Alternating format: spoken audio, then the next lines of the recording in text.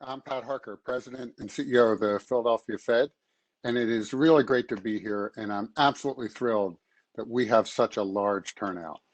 The interest in this event was so large, in fact, that here at the Fed, we had our own FinTech issues as we were organizing it. We unfortunately had to cap attendance to protect bandwidth. Now, that's a good problem to have, of course, and I think it really speaks to the terrific program that the staff at the Philadelphia Fed has put together for all of us, and to the robust interest in fostering a dialogue between FinTech platforms and community banks from all over the country. So again, welcome. I just regret that for those of you on the West Coast, this program has to be BYOB, bring your own breakfast in this case. So now before I proceed, I have to give you the standard Fed disclaimer. So the views I express today are mine alone and do not necessarily reflect those of anyone else in the Federal Reserve System or on the Federal Open Market Committee. So as you know, here at the Fed, we wear many hats. We're a bank, a supervisor, a regulator of other banks, and the largest collection of economists in the world. We have the ability to lend money, to foster payments and settlements, and promote consumer protection and community development. But we also have, I think, a really important power, a power to convene. And that's precisely our aim today and tomorrow, to provide a forum for open discussion among community bankers, bank regulators, and the FinTech industry. So we're really delighted that you are here to learn about the new tools available to improve risk valuations, to enhance the customer experience for clients, among other new and exciting technologies.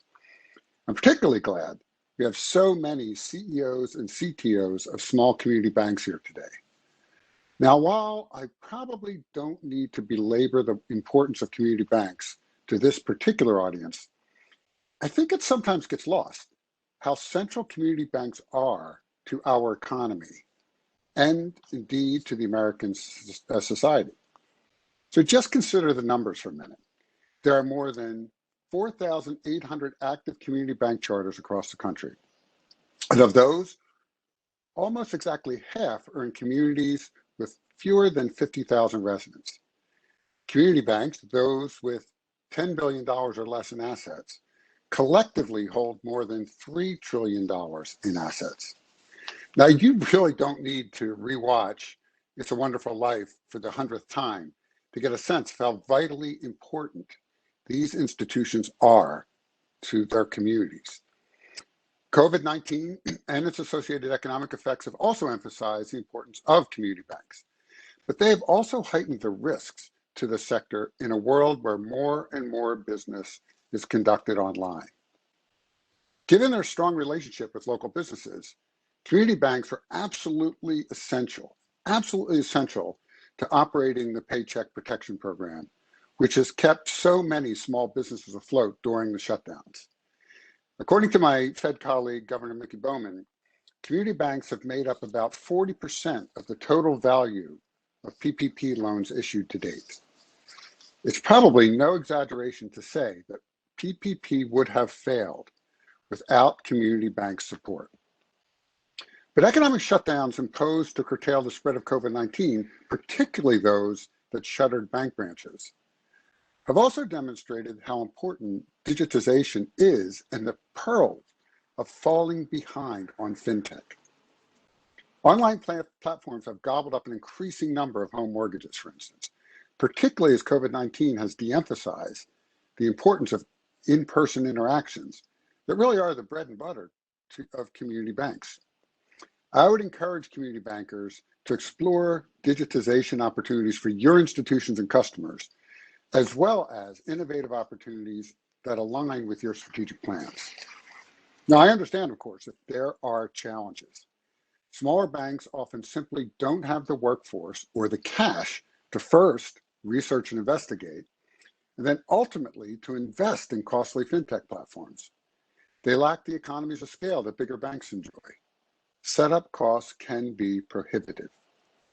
And to be frank, there are occasional cultural differences between the move fast and break things ethos of many FinTech suppliers and the more risk-adverse sensibilities of bankers. And those risks are real.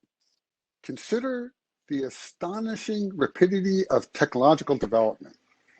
there are serious and understandable concerns that a year or two after making an expensive fintech investment, the technology will already become obsolete.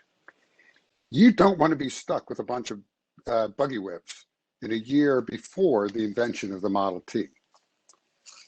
And there can be a hesitancy to embrace new technologies on the client side too. Of course, a banker in our area recently told me that despite her bank's investment in fintech, and even with her branch offices closed, many clients still use the drive-through windows to do things they could easily do at home. They're even willing to wait 20 minutes in their car to do so. Although given the pandemic conditions that have kept many of us at home for a year, I certainly understand the need to get out of the house, but there are probably better ways.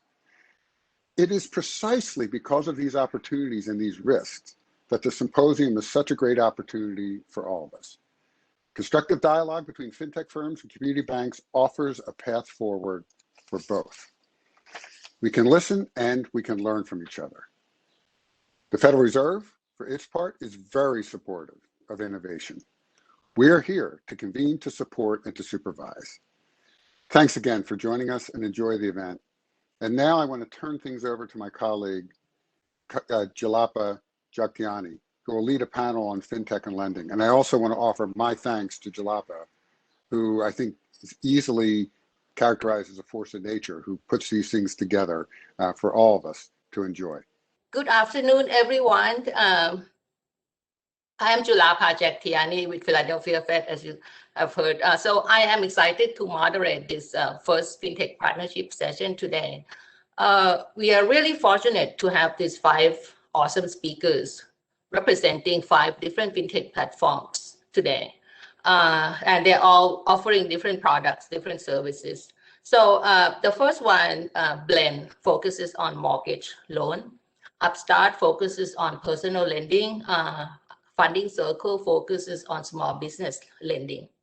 And LendingClub, also personal lending, but with different focus than Upstart. And it's great to have LendingClub on with us as well. And last but not least, Treasury Prime, which focuses on making new generation API available to banks to digitize that process and to partner with FinTech. So today we are hoping to not just be scratching the surface. Given the limited of time, we will try our best to also deep dive into the various partnerships that each FinTech platform is offering to banks. Banks that are looking for tech solutions and to digitize their process. And a lot of bankers are attending this event today. And so we do welcome your questions. It's unlikely that we would be able to answer all the questions today, but we will collect all your questions. So keep sending, and we'll collect all your questions at the end, and we will deal with them after the conference as well.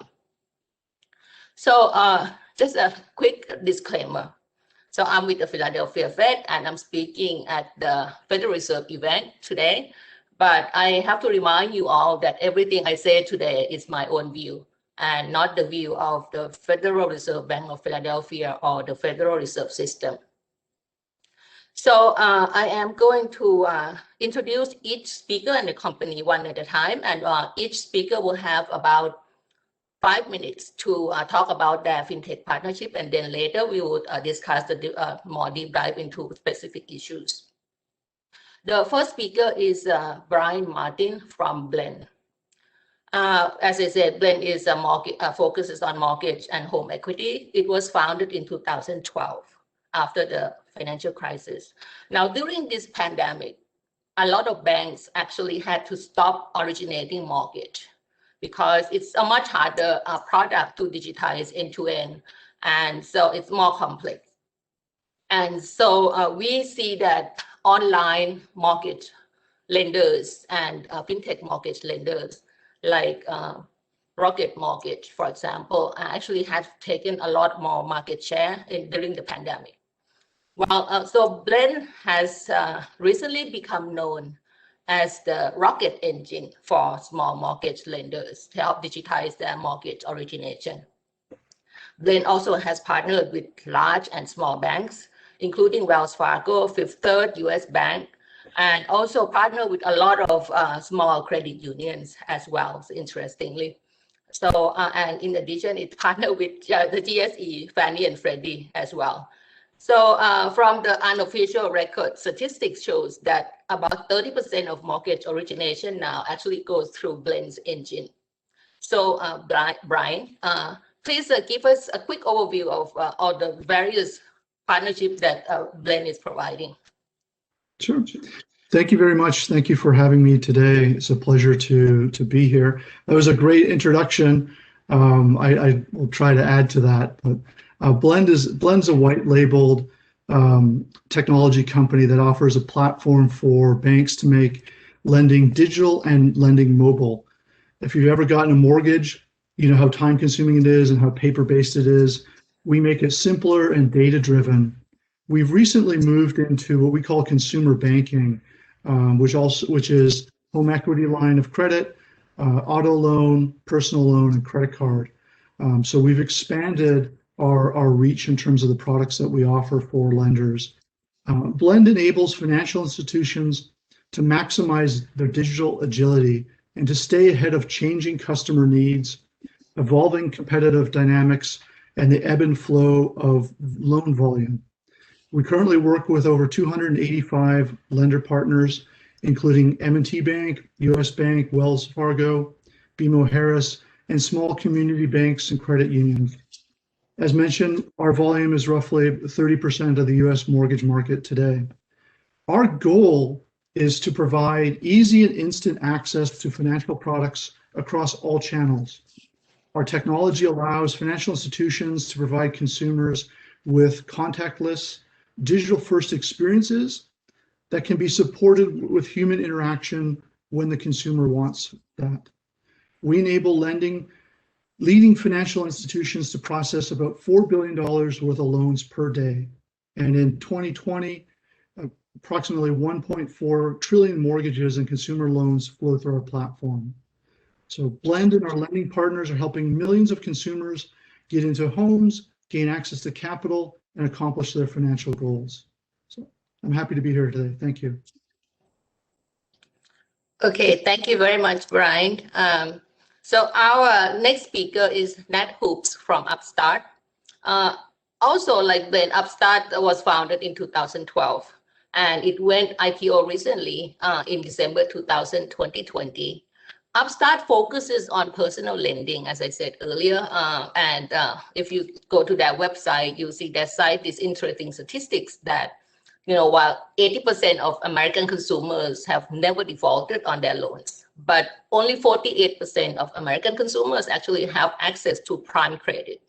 So there's something wrong there, and so more data, better modeling might be able to help identify those that are not likely to default and give them access to prime credit.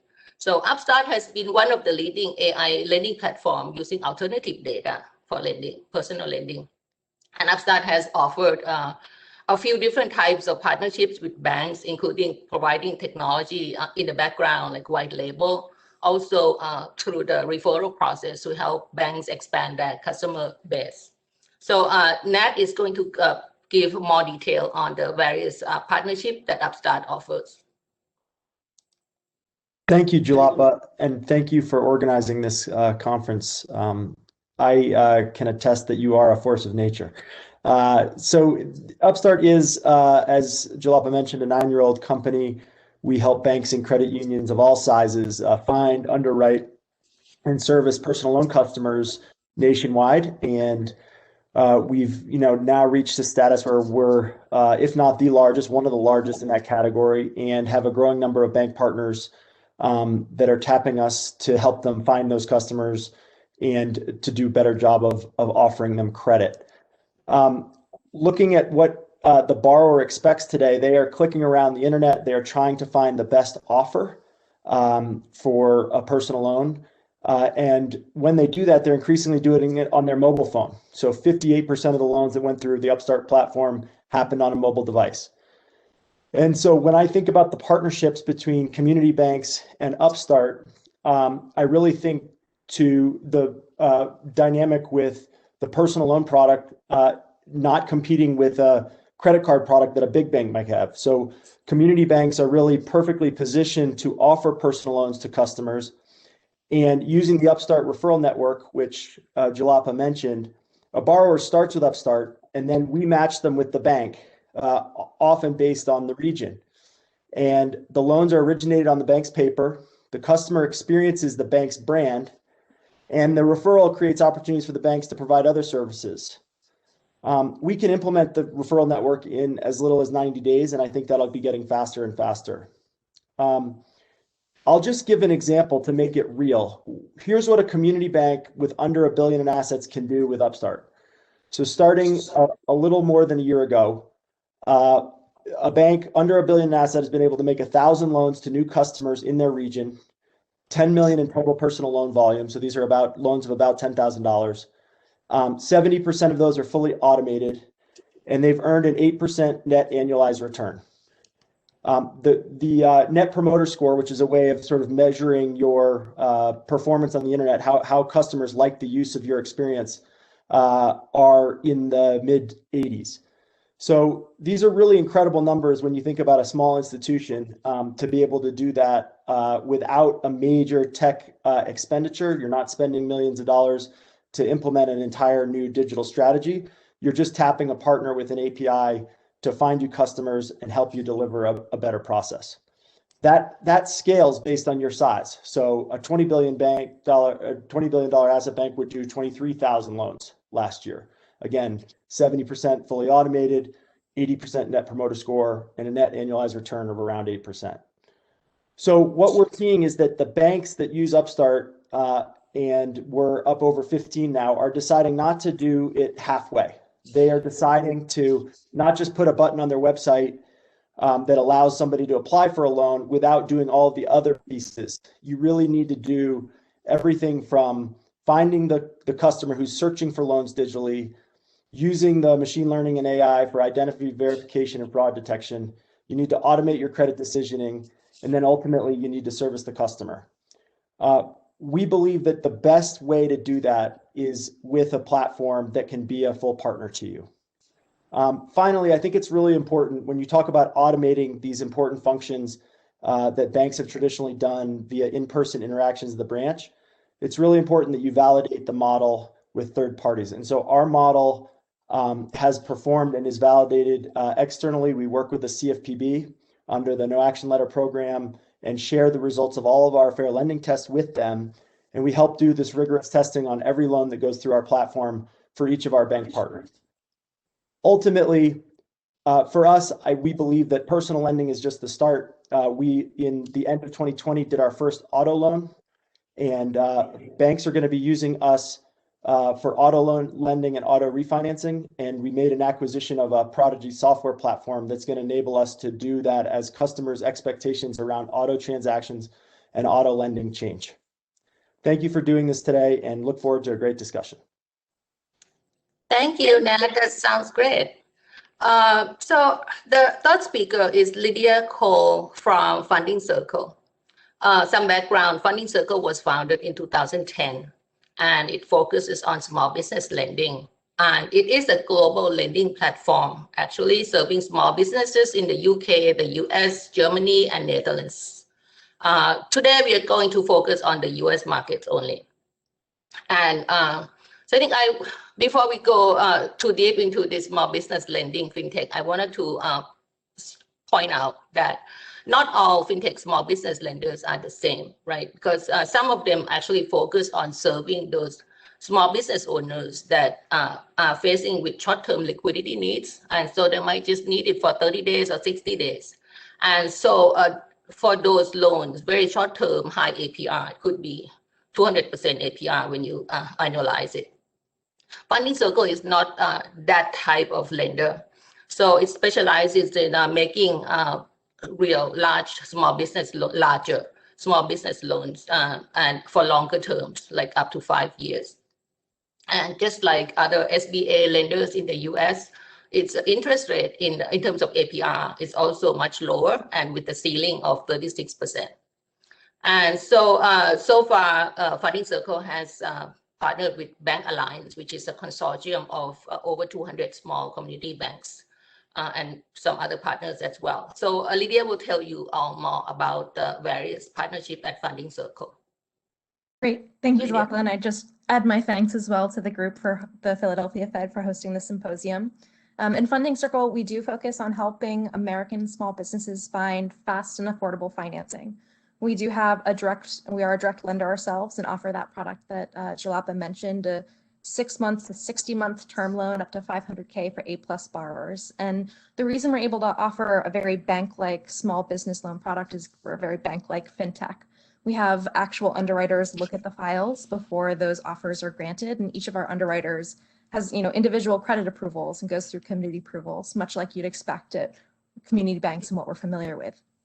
As we're a small business lender, we've spent the last year largely focused on PPP, much like many of you, and think that this has really given small businesses, forced them in some manner to get used to the digital loan application. And so we're really focused kind of on the rest of 2021 and 2022, how we can service as a small business lender for community banks as well. And that can look at just like a referral program. If you're not interested in serving those businesses, we're happy to take those leads. But more importantly, we've seen how important small business customers and clients are to community banks, and you'll most likely want to retain those relationships. And one of the best ways to do that, as other fintech lenders on this symposium have suggested, is the white label aspect, where you could have our application on your website, we'd process the loan and be able to sell it back to you if it meets your credit box criteria. And this is essentially adding a small business department arm without the additional expenses of onboarding new staff, systems, clients, what have you. Additionally, as you said, Julapa, we've been working with Bank Alliance over the last few months to develop a participation loan program. So this offers a great way for community banks to invest in small business loans nationwide without necessarily taking on all of the risk themselves for a single business they don't know. And so we'll be working with Bank Alliance through the next few months to continue to build that program and look forward to launching it in the next few months for community banks. Thank you very much, Lydia. The next speaker is Kevin Angelis from LendingClub. LendingClub was founded in 2006, before the previous financial crisis in 2008. So here it has gone through the entire full economic cycle, and it's still here, and it's now a bank.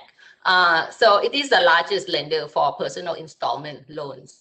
LendingClub has recently become a bank holding company after its acquisition of the digital bank Radius Bank. So the old LendingClub marketplace lender also partnered with Bank Alliance and also many other banks. Its loans also have been packaged for large financial institutions as well, because it's much more expensive for large institutions to originate small loans. And so it's more efficient to package the loans from LendingClub.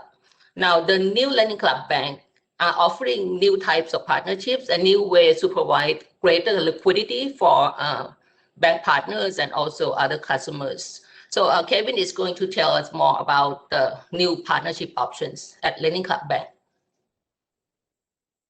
Thank you. My name is Kevin Angelis. I am the head of bank and prime strategy in partnerships at LendingClub. First and most important, thank you, Julapa, and thank you to the Philadelphia Fed for having me. I feel both honored and privileged to be in this panel and with this group. So many thanks. Julapa, as you mentioned, LendingClub, historically, we are the largest personal loan lender, having originated over $60 billion in personal loans since inception. And exactly 2 months ago, we became a national bank, in fact, the very first digital marketplace bank when we closed the acquisition of Radius Bank 2 months ago. But I'm also excited about the fact that LendingClub was instrumental in actually helping form the American Fintech Council, in which colleagues such as Upstart are part of, and again, it's a super exciting organization that folks should check out. When it comes to how we serve and partner with banks, right? We just mentioned we have dozens of bank partners, a number of ways. One traditionally is through the pure origination and sale of whole loans, which allows banks, especially those that either have a limited or no ability to generate personal loans on their own, to buy whole loans from us and save entirely the cost to originate a loan, as well as the cost to market that product. And that is what allowed LendingClub to grow to where it is today. One of the things that is fairly new for us, last year, we actually launched a very unique electronic trading platform that we call LCX.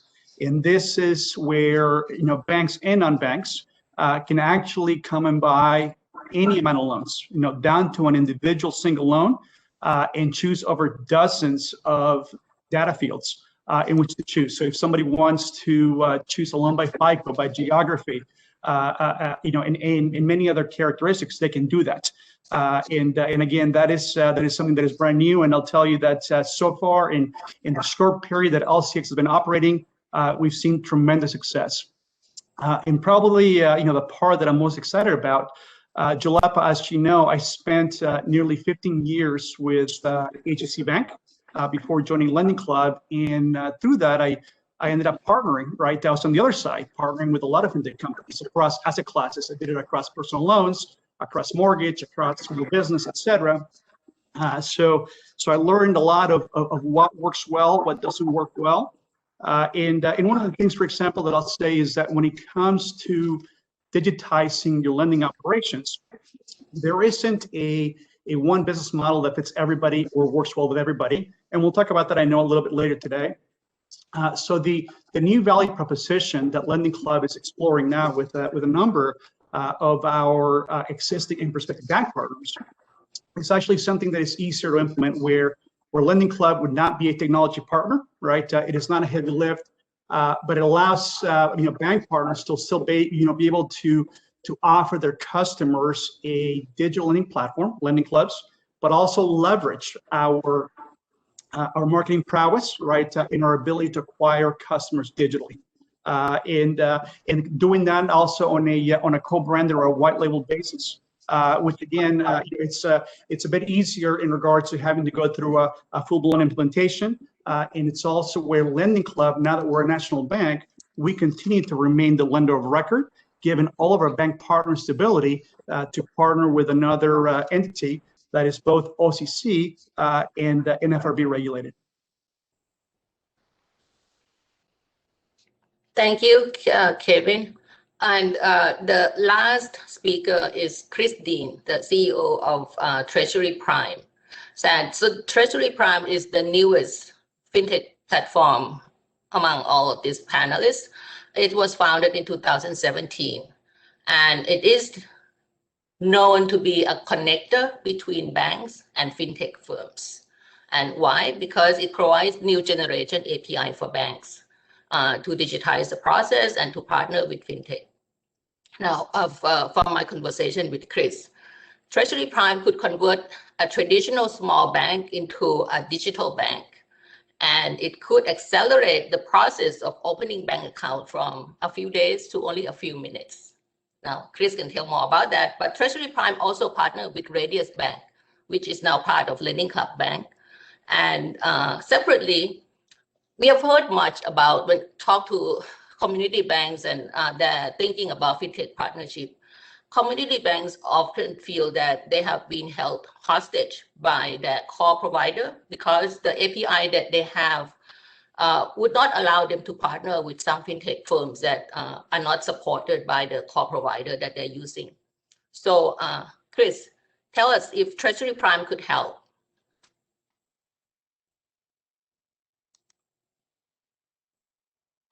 You're muted. There you go. Now I'm not muted. Thank you. Those are very kind words. Appreciate you inviting me. Very happy to be here. Yes, I am Christopher Dean. I'm the CEO of Treasury Prime. Treasury Prime is the connector glue between fintechs and the banks themselves. We do this by going into a bank and mapping the existing systems such that there's no rip and replace, but we can talk directly to the core, to the payment gateways, to whatever you want. And we're the gold standard here. I don't think it's controversial to say that fintechs in general are changing how the U.S. banking system works and how consumers and retail and commercial clients interact with it. But I don't think anyone really thinks that chartered banks aren't going to be important here, that they aren't going to be the ones who are the essential players. And this is our view too. And we think that the way that we can help is by connecting these two different worlds together. I previously ran the Fintech group at Silicon Valley Bank, and whatever else SVB is, but it's the tip of the spear for a lot of the stuff. All its clients are very high tech, and we saw just firsthand how powerful those connections can be. What Treasury Prime does is we go into a bank and we help them digitize themselves so that they can run deposit and loan operations. We automate all that. We've certainly done billions of dollars of loans and deposits and across all our banks. We're fortunate enough to be, help LendingClub Bank in their endeavors, and they've been just a really tremendous partner. The thing that we are really trying to do here is there's a gulf between the banks on one side and the fintechs on the other side. We're trying to bridge that gulf. We have a technology platform, and we can bring fintechs to banks to find them, to bring them both deposits and credit opportunities. And we think this is a huge change in how the market works, and we're here to help banks do that. Thank you. Thank you very much, everyone. So now we have talked about the various fintech partnerships that each of your platform could offer. Now, if the banks say in the audience say, "Oh, I'm interested in the partnership," but we have heard much about these small banks that want to access technology, but they're too small. They don't have the amount of resources that larger banks have and not the same expertise to perform the due diligence review and validation on their own. And that's why they don't have access to the technology, right? And so so they're looking for partnership agreement. And so how banks are concerned that they may enter an agreement and they may be worried about fair lending, consumer protection, or the various compliance issues. And as President Harker also mentioned, the cultural difference, right? And a few of you also talk about that, Kevin, that so the move fast and break things culture at fintech may not fit so well with traditional banking environment. So could you, any of you could chime in and tell us like what has been like in your previous partnership experience, what have been the main obstacle, the pain points, and how do we go around those problems and creating an ecosystem that would support bank fintech partnership? Who wants to go first? I can start just briefly. I'm Switzerland in the middle of a lot of conversations. That the trick here is that it's the bank's on the hook, right? The bank is the one who's responsible for this at the end of the day. So they have to have systems and procedures and people in place to make sure that their governance model is adhered to. It's a little soft plug here, but that's Treasury Prime's main thing. Like, we make sure that the governance model the bank wants is adhered to. But you can't really do this well without a partner who, even if they don't know what they're doing, is at least willing to do the right thing.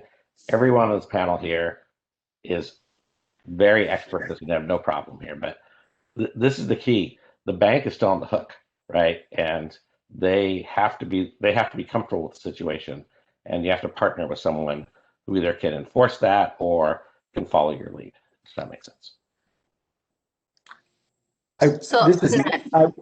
I would agree with that. I don't know if you want us to jump in quickly, but I would totally agree with that. And I think for Upstart's part, $9 billion in personal loans have flown through our platform over the past 7 years. And that's entirely been done by banks. And so part of the trick with this conversation today is how can smaller banks manage with only a few compliance people onboarding a technology platform that can help really transform and improve its profitability and improve its reach into its community. And I think the regulatory community, and I previously led the Marketplace Lending Association, which is the precursor of the American Fintech Council, has really evolved from a very cautious footprint, like let's see how these models perform over time, to, okay, well, we've now seen 7 years of performance and the credit performance has been incredibly strong.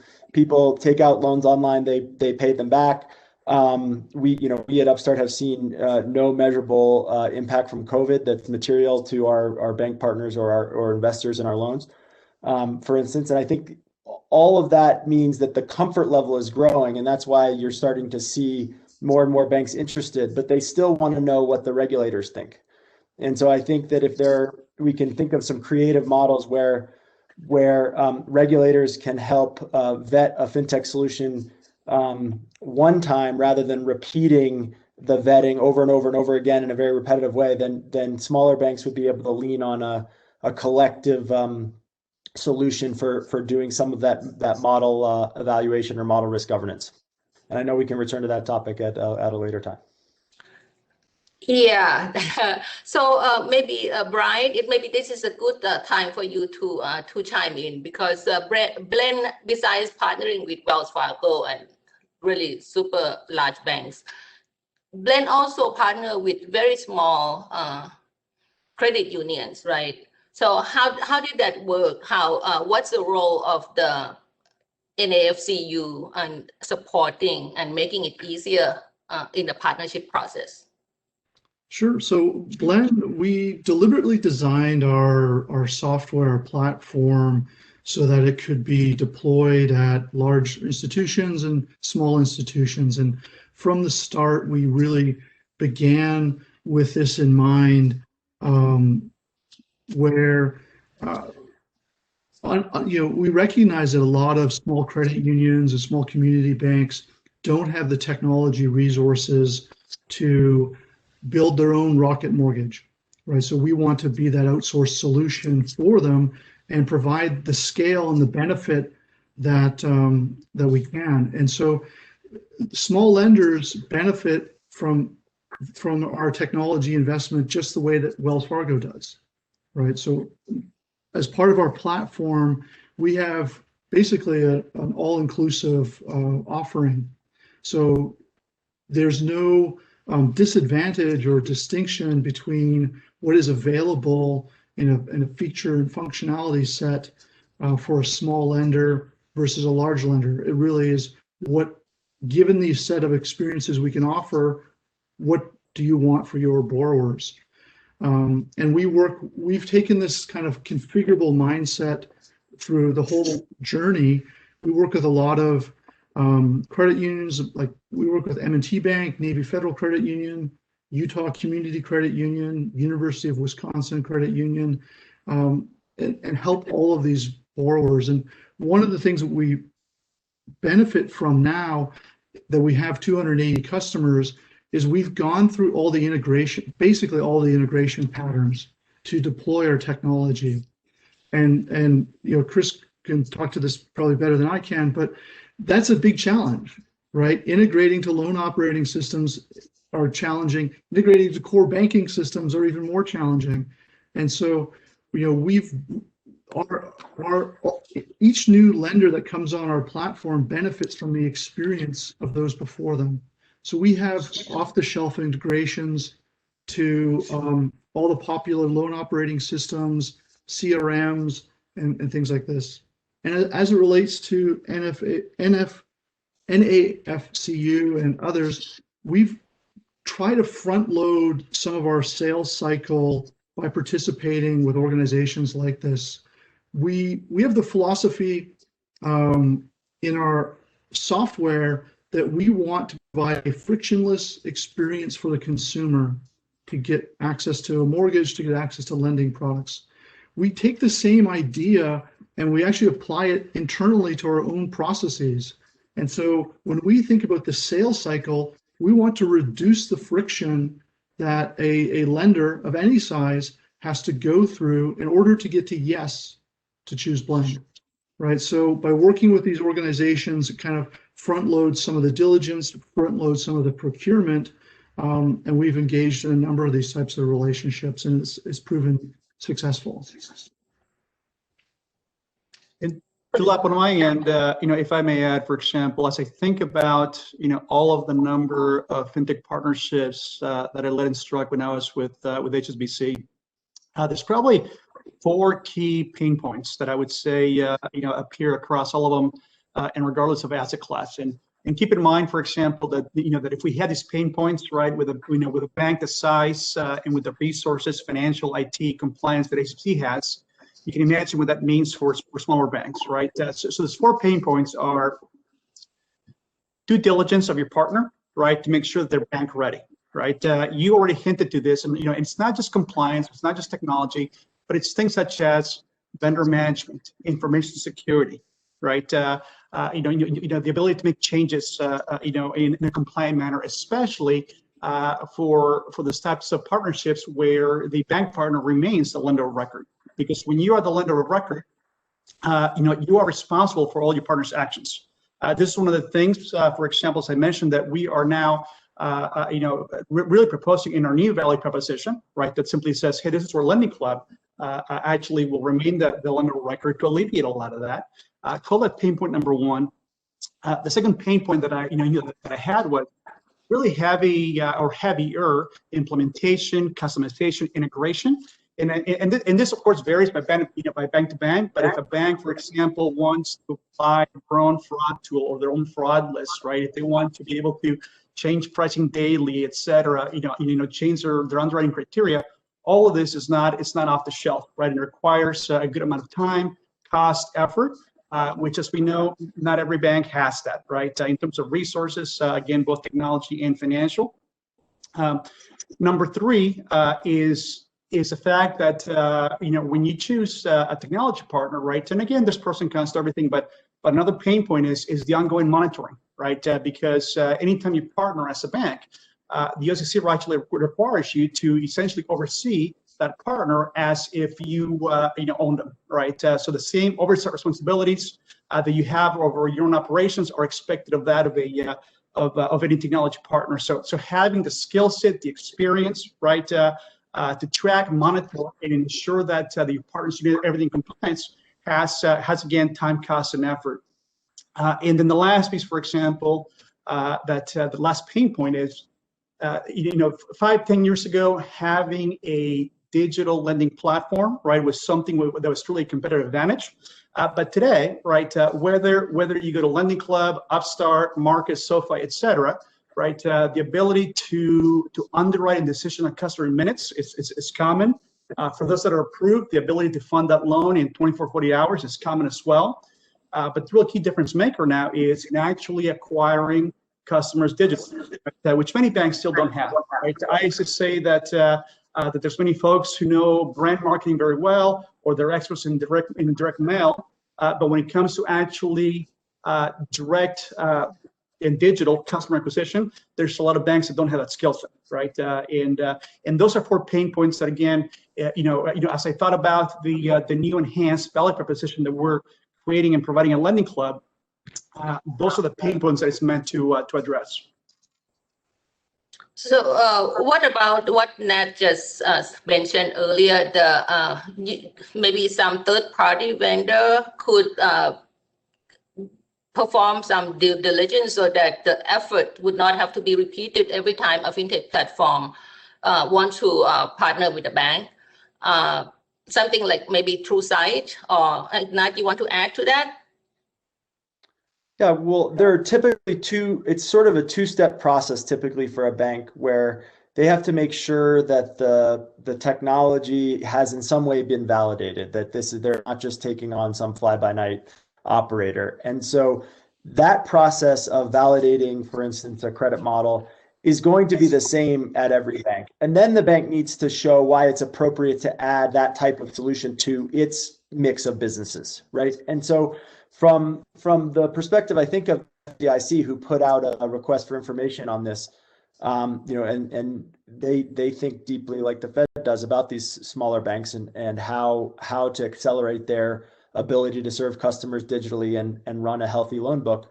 they really put forward this novel idea that the first part of that equation could be handled centrally by a body that may be, include an entity like TrueSight, or it may include academic, validators, or it could, be an industry consortium. And that would maybe speed the adoption of technology, because every firm wouldn't have to be having a conversation with its regulator about whether or not that model was validated. It would sit there in a centrally approved location, essentially. So that's just one concept that I think could accelerate the adoption of technology. It's not the only idea, and certainly, COVID has accelerated the adoption of digital lending already, even without that. But I think it's worth everyone, industry and regulators and academics, thinking about how to solve the issue of supervised and regulated institutions adopting the technologies that are in many cases, less than 10 years old, but are gaining enormous traction in the market. Okay, so now I'll go a little bit further. So if we, besides, in addition to third-party vendor doing this due diligence, so would the fintech platforms want to be regulated or examined by bank regulators to make sure that all this due diligence is complete? You mentioned that you have been submitting data to the CFPB regularly. So maybe you can do that to the Federal Reserve and the OCC as well. Yeah. Yeah, well, I think one thing to the credit of the CFPB, OCC, FDIC, and NCUA have really worked in the last, I've noticed a major shift just in the last couple of years, have tried to work jointly on issues like alternative data, and now on AI and machine learning. And so I think that's a hugely promising example of what regulators can do together rather than sort of in separate silos. So I really applaud that work. And I think already when you serve in the role we do, we are examined as a third party to banks. And so, and as you mentioned, we submit all of our data to the CFPB as part of our No Action Letter program. So I don't think that the responsible fintech providers who have scale are afraid of, sort of opening, their books to the government. I think it's more just how can we have community banks feel confident that they can take on a solution quickly, relatively quickly, and gain approval from their supervisors for doing that. And I gave the example of a 90-day integration. One of the reasons that a lot of fintech companies have been afraid to partner with small banks is this idea that they charge a fixed price, but then the amount of man hours that goes into the implementation far exceeds, and it becomes a major money-losing operation. And I think that's one of these areas where just joint effort on the part of regulators, industry, et cetera, could really accelerate the process and make it more seamless, again, if you have a proven solution. Yeah, so, sorry. Let me just add that it's actually way easier to do a lot of the regulator reporting when you're purely digital. You have all the data. Like, this is a very common thing for all of our bank partners. We have a data warehousing product, not the important part here, but it's really easy to generate every single touch point that the client has ever had with the product, with the bank itself. It's very easy, and presenting just exactly what the regulators need at the right time. It's just hugely powerful for us, like governance model or implementing the governance model. It's true for all of us, that we know exactly everything that's happened because it's all digital. It's very easy to make these reports. It's still work, right? It's easy work.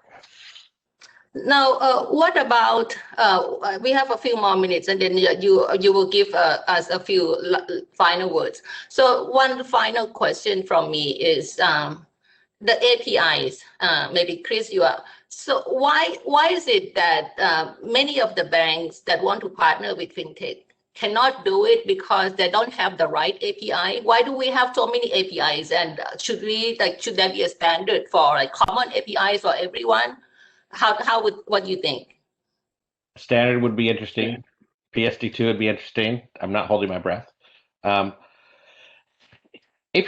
is is a word that can mean anything. It's like the internet or digital.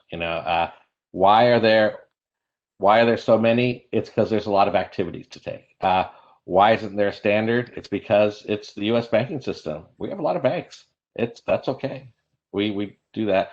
What Treasury Prime does is try to present a consistent API to all its banks, and that seems to work well for us. I think that the reason banks themselves don't do this is, banks are great at lots of things. Technology development is usually not one of them. And that's why all the people here, we're all great at that. And we're happy to partner with banks so that they can do what they're good at and we can do what we're good at. So does it matter if they're using FIS or Jack Henry or whatever, when that API from you would always work? Oh, from our company, no, it doesn't matter. We integrate directly with, I'm not going to say every core because there's too many cores, but FIS, Fiserv, Jack Henry, all the variants in there. Oracle, they have a core, if you remember that. Okay, great. So we have 5 minutes left, and there are 5 of you. I want to give you 1 minute each to say your final words, what you want people, the audience, to take away after this session. Go ahead. So maybe go by the same order. Brian first. Sure. Mortgage. Thanks very much. So I think the one thing that I'd like to just leave everybody with is we're more than just mortgage. We started there. We've had great success. We've had great partners, and we've been asked by some of our largest customers, some of our smallest customers, to take the incredible consumer experience that we create and offer it across all their lending products. So it's been an exciting kind of last 12 months, 16 months, where we've rolled out consumer banking products that are available to lenders of all sizes. And this is really in the pursuit of providing a frictionless experience for the borrower. So I would just end on that. Thank you. Thank you. So Nat, Upstart, personal lending. Sure. Well, yeah, I would say personal and auto, and I think that the notion that I would leave people with is that just like borrowers are going to be looking for the best product, banks should also be looking for the best provider. So I think when you talk about unsecured credit, credit performance is really, really important, and I think that that's one of the places where Upstart has proven itself, and one of the reasons why we grew at 40% overall last year, and the demand is really, really strong. I think the other thing I would leave everyone with is just this notion that community banks are so important, and community banks can better serve the regional area that they cover if they have a technology platform to meet the customers where they are, which is online. So thank you again for giving us this opportunity. Great. So Lydia, small business lending. Yeah. No, thank you. I think, one of the key things we've heard in the past about overall fintech and bank relationships is fintechs hadn't been through a recession. We can no longer say that, right? And so, Nat, to your point, looking at credit performance, as any bank kind of comes in and looks at a fintech partnership, you can take a look at what they've done over the past year. And in our case, helping serve small businesses and the loans that we made in 2018 and 2019, all of our investors will have actual positive returns throughout COVID. So, not a lot, but definitely positive. And so no losses through a recession means a bright future ahead. Cool. Kevin? Julapa, I want to leave the audience with a broader notion. 10 years ago, and maybe even 5 years ago, fintechs were still viewed as a threat to banks, right? And I think the fact that we sit here today talking about partnerships, right, and not just with one fintech, but quite a number of them, right, and many of them who are still not on this panel, I think shows that we're in a different world. And if there's indeed a threat, it's a threat that for those banks, for example, that in this pandemic are experiencing a bigger digital divide. The real threat is actually of not considering a partnership with the fintech. Whether it's across, mortgage for Brian, right, personal loans with ourselves, with Upstart, with the other folks, with Funding Circle, right, and for small business. I think that's the real avenue, right? Is how do we create a path to actually enhance and drive more of those partnerships and actually close the digital divide that exists with many banks today. Thank you. Finally, Chris. Well, thank you, and thank you to my kind fellow panelists. This is a great conversation. I'll leave the message to the banks. I agree. These community banks, they're the backbone of our economy. Keep making them successful, keeping them successful is super important. I would say that if you're a bank out there and you are looking to partner with a fintech, this is a good strategy. You can do this. This is not something that's impossible anymore. There are plenty of people on this panel who can help you with that. I can help you with that. All the other folks can. If you need more deposits or you need more credit products and you want to access, you want to talk to a different client base, this is a great channel for new business. You can do this. This is well within your reach. Thank you, folks. But thank you so much. This is an awesome session. Great speakers. You all did a great job. Thank you.